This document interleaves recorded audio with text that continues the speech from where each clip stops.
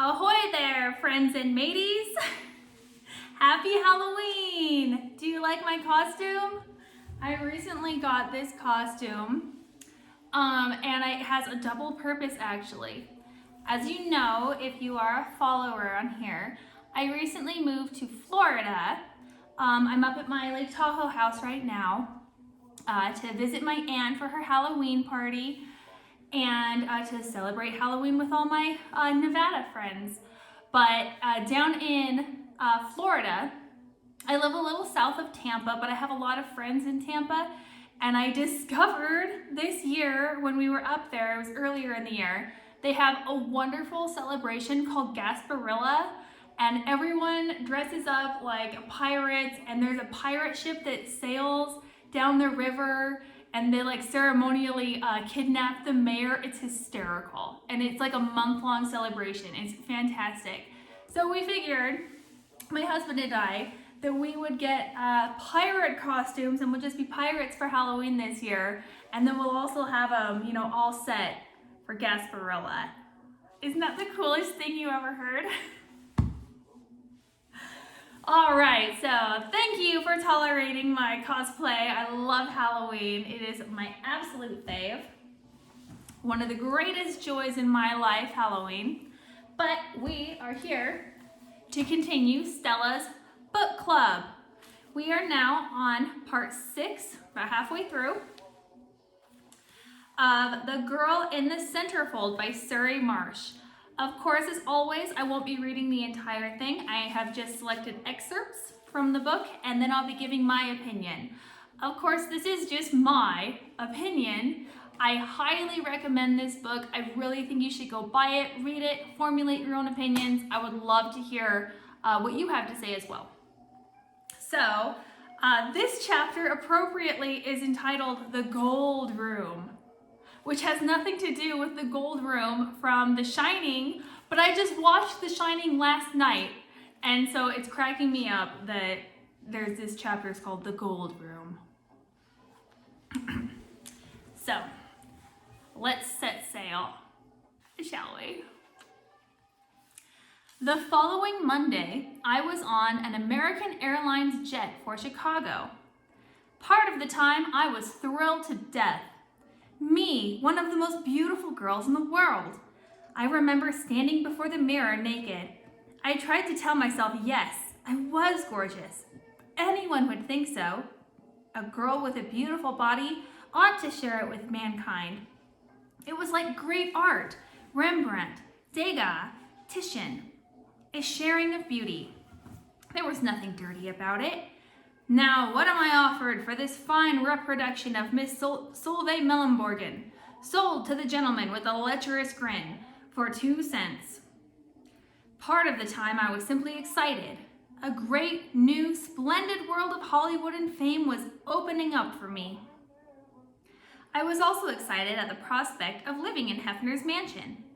In the January 1966 12th anniversary issue, Playboy published an article on Hefner's house. I read every word in it several times. My, it must be a palace. What excited me the most was the pool, a lagoon-like expanse of aquamarine in a languorous South Sea island setting of thatched huts, palm trees, and even a cascading waterfall.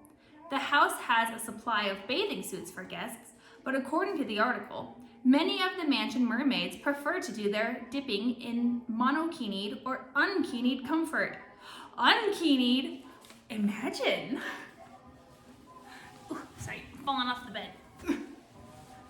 There we go. Okay. The place just had to be the most. I could hardly wait until I got there. Okay, and now there's several passages that I'm not going to reread. She describes what it's like going to the mansion and some of the different rooms and everything. I'm not going to read them here because I actually read them in my profile that I wrote on Star Stowe. I'm going to link it below in the description or whatever so that you can listen to that if you want to, but I just don't want to reread it because there's a good bit of it and I already read it in there, and you got to keep all the videos, different from each other, right? So she goes to the mansion. They send her to her room, and it's a really nice, impressive place. She's digging it. It's got like a secret sliding panel in the wall and everything.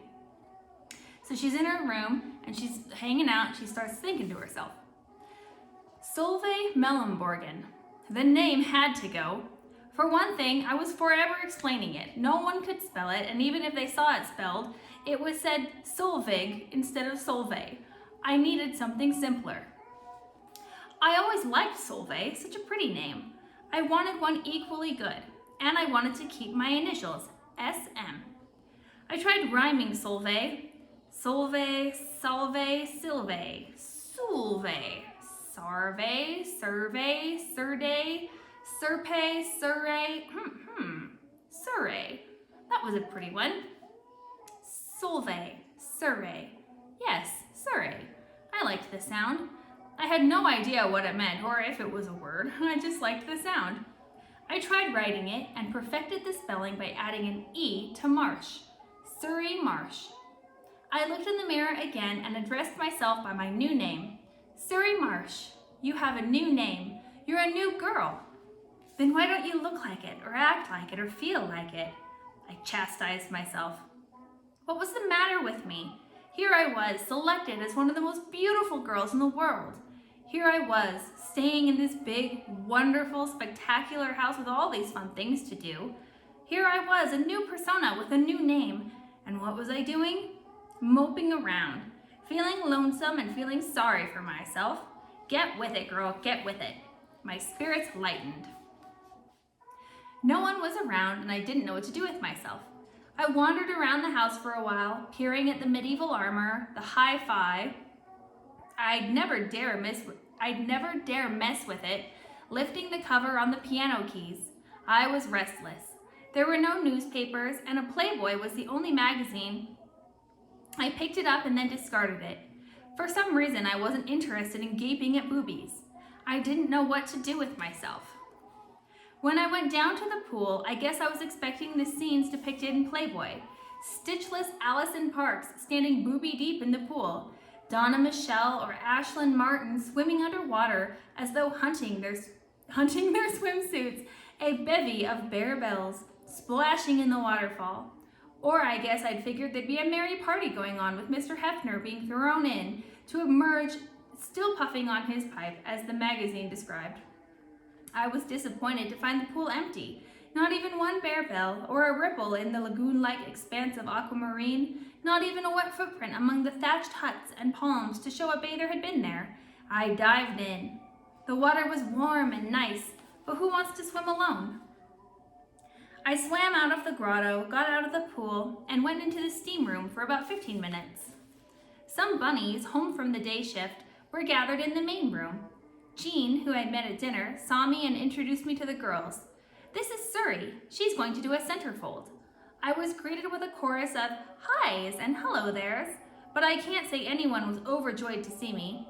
That's probably my fault. An evening with the bunnies didn't thrill me. I sat for a while talking over a cup of tea. It was all right.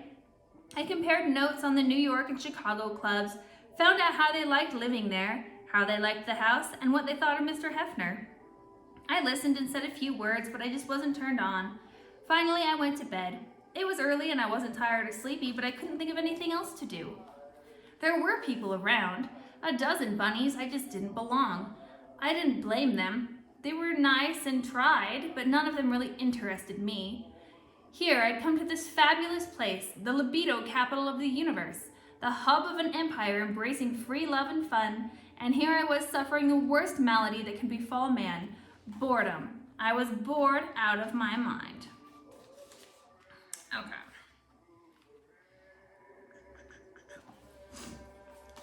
All right, so, I don't know if I wrote notes about this, something that just struck me. Yeah, that's true. Okay, I don't think I did. So she says, there were no newspapers, and a Playboy was the only magazine. I picked it up and discarded it. For some reason, I wasn't interested in gaping at boobies. Okay, Solveig. How about articles written by some of the greatest authors in English literature? You know that they have those in these too, right? Now, this isn't exactly one of the magazines she would have seen because this is 1968 instead of 66, but I literally just happen to have it sitting here. And let's see what else we have in here besides boobs. Well, we have the Playboy Philosophy. That's always very interesting.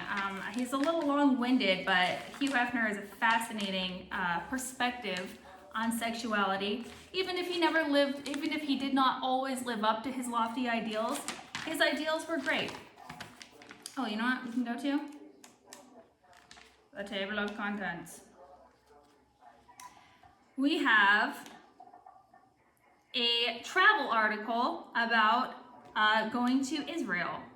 We have the Playboy interview, Norman Mailer, I'm afraid I don't know who that is, an article on God and the hippies, an opinion article called Death Warmed Over, encore for Stella. We gotta check this out now. I've not really opened this and checked it out thoroughly yet, so we're in this together. Ooh, Miss Stevens, current film star. I hate when they put the thing right in the middle of her face and you can't see. There's an interview with this movie star. Ooh, and some great pictures in there. When Earthmen and Alien Meet, an astrophysicist believer in extraterrestrial life describes the portents and complexities of confrontation with non-human sentient beings. This is pretty interesting. Oh, we have this style, you know, they always have something in there showing the latest styles of the day. Fashion spreads, kind of like Vogue. Hilarious little ditties. I love the cartoons. I absolutely die for them. We have artist Leroy Neiman, who has written this article, A Man at His Leisure, with some of these spectacular portraits. Oops. There we go. I just love them. They remind me very much of like Cut Off His Ear. Van Gogh. Van Gogh. It looks like a Van Gogh to me. I suppose this qualifies as boobies, I'm afraid, but it is a Vargas. I absolutely adore Vargas.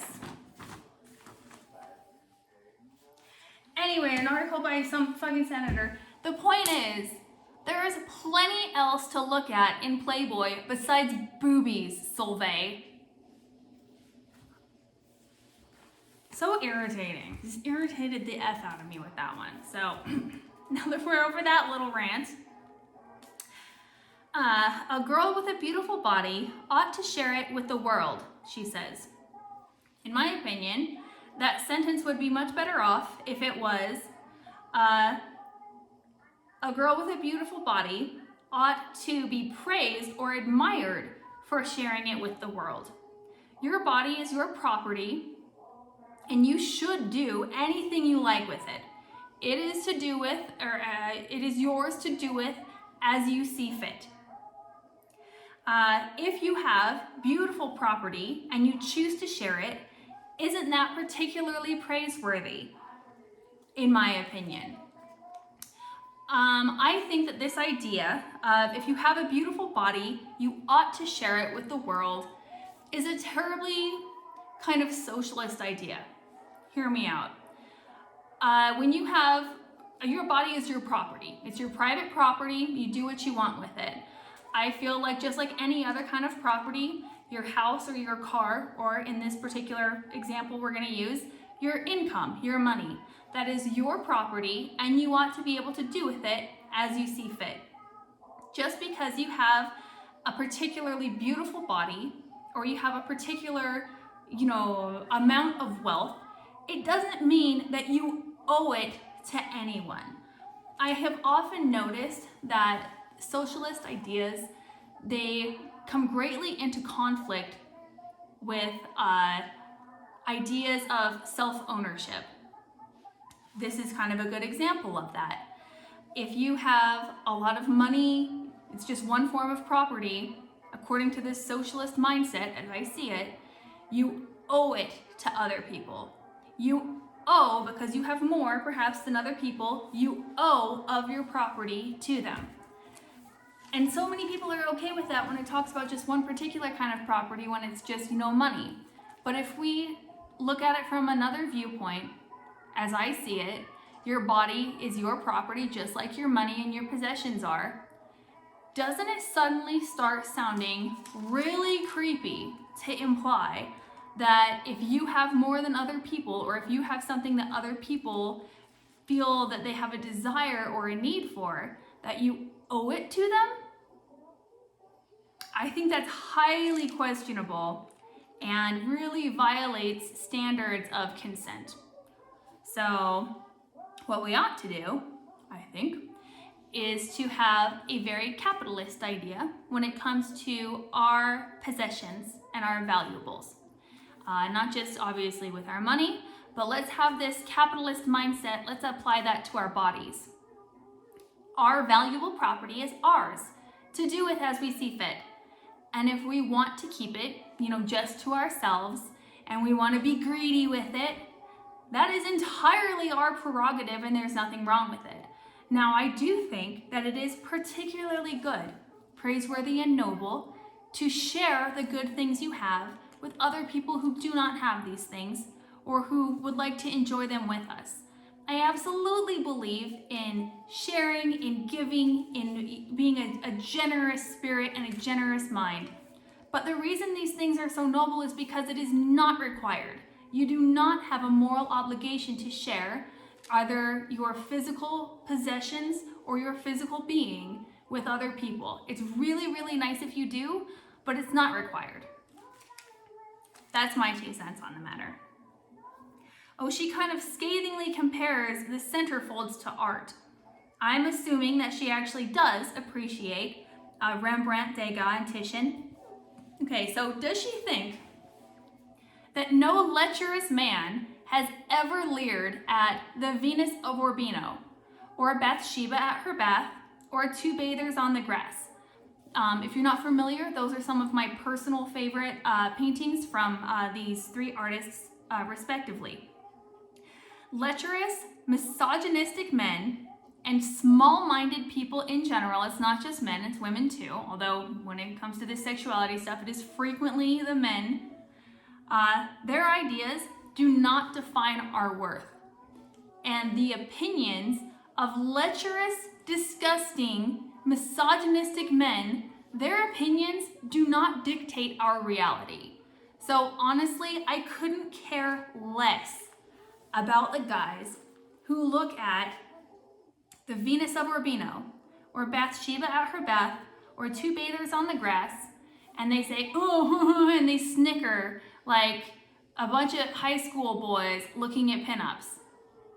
I'm sorry that you're immature and ridiculous. I'm sorry that you have internalized shame about sexual feelings. But that doesn't affect me, and it doesn't diminish my beauty, and it doesn't invalidate my beauty or my art either in any way, because you are unable to appreciate it.